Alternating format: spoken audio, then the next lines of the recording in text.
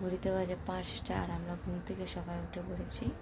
একটা জায়গা যাবো, কিন্তু মৈনাক এখনও ঘুমাচ্ছে আর মা হচ্ছে গরম জল চাপিয়েছে। আর আমাদের হচ্ছে উপরে মানে দোতলায় হচ্ছে রুমটাতে।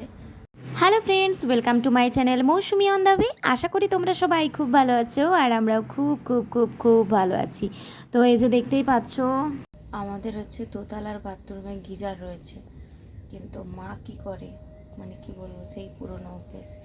গিজার থাকা সত্ত্বেও সেই কষ্ট করে উনুন জ্বালিয়ে গরম জল করবে। আর অ্যাকচুয়ালি কী বলো তো, মানে গিজারে জল কতবার ধরে, তাই না? মানে একজন স্নান করলে, একবার স্নান করলে শেষ হয়ে যাবে। মা কী করে এতজনের গরম জল করার জন্য, এই জন্য। আর যেহেতু আমাদের পুরনো বাড়িতে অনেক জ্বালান টালান রয়েছে, কেন নষ্ট হবে, তো সেই জন্য হচ্ছে আমার মা কী করে, এই যে উনুন জ্বালাই, শুধু উনুন গরম জল করে। তো এই যে আমরা এখন রেডি হয়ে গেছি। বড় ব্যাগটা নিয়ে যাইনি। তো এই যে আমরা এখন রেডি হয়ে গেছি একটা জায়গা যাওয়ার জন্য। আর এখন ঘড়িতে বাজে প্রায় 7:30 মতো। সবাই রেডি হয়ে গেছি যাওয়ার জন্যে। আর এই দেখো আমাদের কুল হয়েছে না, দেখছো আজকে পুরো যা রোদ উঠেছে না, প্রচুর রোদ উঠেছে। আর এই গাছে কত মুকুল ধরেছে, এবছর প্রচুর আম হবে। আমরা একদম ফাটাফাটি রেডি হয়ে গেছি, এখন সব যাবো, এখন বেরাবো। বাবাকে দেখ না, সেই ক্যাঙ্গারু হয়ে গেছে, কিছু পরেনি। হ্যাঁ, কি দেখছিস তুই? নিজের ভিডিও নিজে দেখে যাচ্ছিস? অনেকদিন বনে বছর খানিক হয়ে গেল, এখন ছিল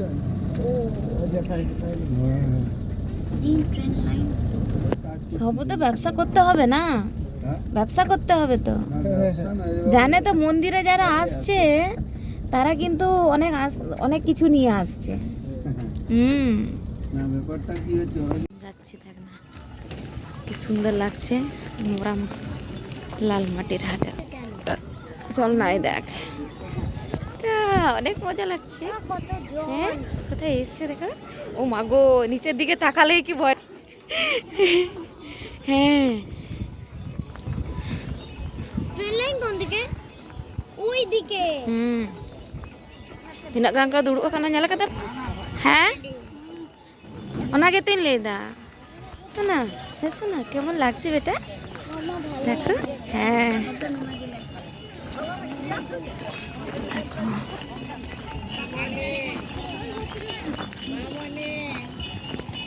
বুঝতে গেছি একদম।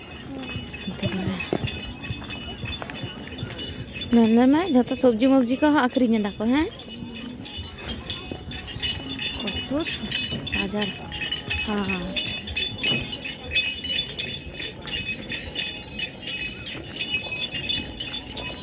চিকনি শাক মা,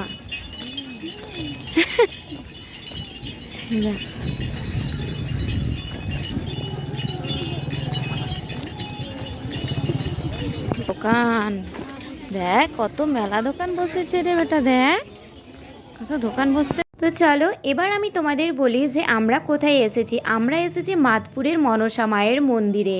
তো এই যে দেখতেই পাচ্ছ, ফুলের ডালা নিয়ে কিন্তু একেবারে রেডি হয়ে গেছি পুজো দেওয়ার জন্য। তো চলো মাকে আগে মন ভরে পুজোটা করে নিই, তারপরে কিন্তু আমি তোমাদের সঙ্গে সমস্ত ভিডিওগুলো শেয়ার করব।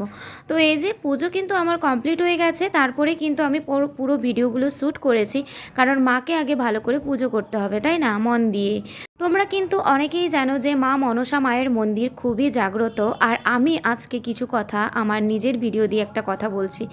দেখো, যতই তুমি মন্দিরে পুজো করো, যতই তুমি যাই করো না কেন, মানত করো, যাই করো, নিজের মনটাকে সবসময় ভালো রাখতে হবে। কখনো কিন্তু মানে জেনে শুনে কিংবা অজান্তে কারো ক্ষতি করতে যেও না। আর তোমার জন্য যেন কেউ কখনো চোখের জল না ফেলে।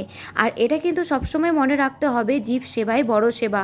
যতই তুমি মন্দিরে গিয়ে পুজো দাও না কেন, যতই তুমি যাই করো না কেন, নিজের মনটা যদি তোমার পরিষ্কার না থাকে, সবসময় তুমি মানুষের ক্ষতি চাও, সেখানে কিন্তু যতই তুমি পুজো দাও না কেন, তোমার সে মানত কোনো দিন পূর্ণ হবে না।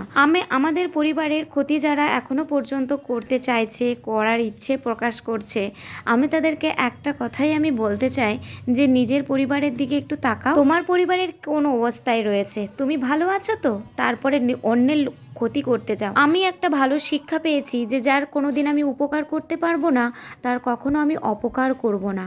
কিন্তু কিছু মানুষ রয়েছে পরের ক্ষতি করলে খুব মজা পায়। এইটুকু হাস্যকর লাগে যে তুমি কি ধরনের মানুষ।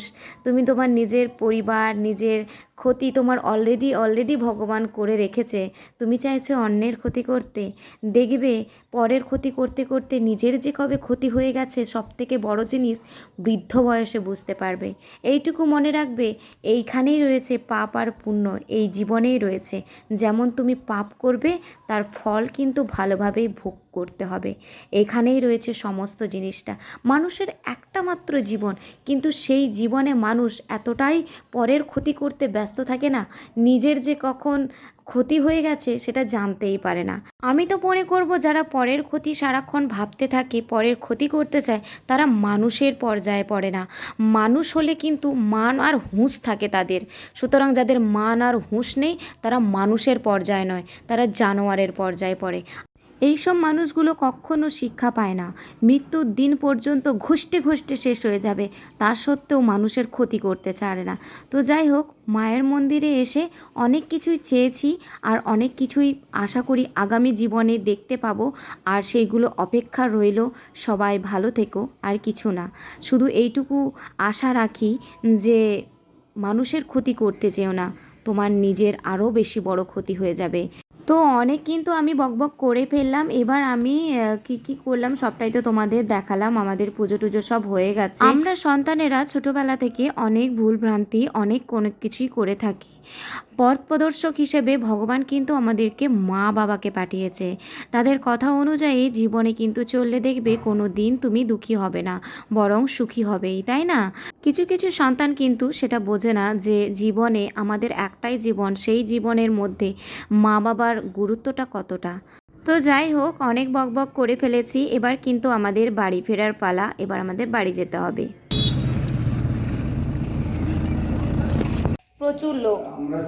তো এই যে আমরা প্রসাদ নিয়ে এসেছিলাম ওখান থেকে। তো এই যে দেখো, সাদা ভাত রয়েছে, লেবু, উচ্ছে ভাজা, সঙ্গে রয়েছে আলু ভাজা, আছে মিষ্টি, এটা ছোলা আলুর তরকারি, সঙ্গে এই যে রয়েছে এখানে লুচি, এটা আমরা নিজে থেকেই কিনেছি। লুচি রয়েছে, পরোটা, এঁচোড়ের তরকারি, চাটনি, ডাল, আর এখানে রয়েছে এই যে কী বলে এটাকে, শুক্তো। আর এখানে আমরা এটা নিজে থেকে কিনেছিলাম। এই যে হেঞ্চা শাকের বড়া রয়েছে, আর সঙ্গে হচ্ছে চপ রয়েছে, আর হেঞ্চা শাকের বড়া। আর আমার ভাই আমাদের জন্য স্পেশাল বানিয়েছে কলার পকোড়া। তা বেগুনি হয়ে গেছে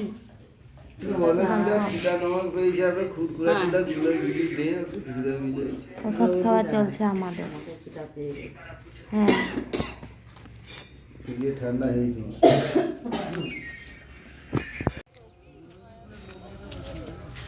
হ্যাঁ,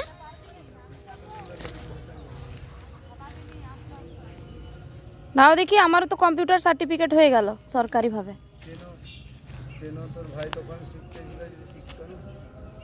ও, এটা শিখতে হবে না। আচার হাম খাएंगे। এ রোদের বেলা বসে বসে আমি এখন আচার খাবো।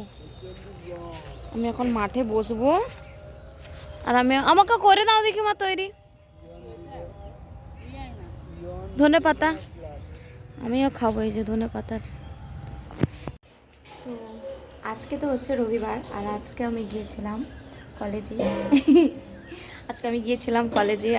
তো চলো এবার আমি তোমাদের জানিয়ে দিই যে আমার রেজাল্ট কি হয়েছে। আমার রেজাল্ট হয়েছে খুবই দুর্দান্ত। আমি ভাবতে পারিনি সংসার সব কিছু সামলে আমি একটা ভালো রেজাল্ট করব। আশা করি ভবিষ্যতে তোমরা জানতে পারবে যে আমি কি হতে চলেছি বা কি হবে আমার জীবনে। আর খুব ভালো নাম্বার পেয়েছি আমি, এটা আমি ডিসক্লোজ করছি না, এইটুকু বলবো আমার দুর্দান্ত নাম্বার হয়েছে, ভীষণ ভালো রেজাল্ট হয়েছে আমার। এইটাই হচ্ছে তোমাদের কাছে জানানো। খুব ইচ্ছে ছিল আমার বিয়ের পরে যাতে আমি ভালো করে আরও পড়াশোনা করতে পারি। আর এই পেছনে আমার হাজব্যান্ডের হাত রয়েছে প্রচুর পরিমাণে, আর বাবা মায়ের আশীর্বাদ। তো সত্যি কথা বলতে আমার ভাই, আমার পুরো পরিবার আমাকে কিন্তু ভীষণভাবে সাহায্য করছে এই সব ব্যাপারে। তো চলো, আমি কিন্তু তোমাদেরকে নেক্সট ভিডিওতে শেয়ার করব যে আমার রেজাল্টের জন্য বাড়িতে কি কি হয়েছিল, আর আমরা কত কি আয়োজন করেছিলাম, আর কতটা মজা করেছি বাড়িতে। তো চলো, আজকের ভিডিওটা আমার এই পর্যন্ত। দেখা হচ্ছে আমার নেক্সট ভিডিওতে। সবাই সুস্থ থেকো, ভালো থেকো, সবাইকে এখন জানাই টাটা।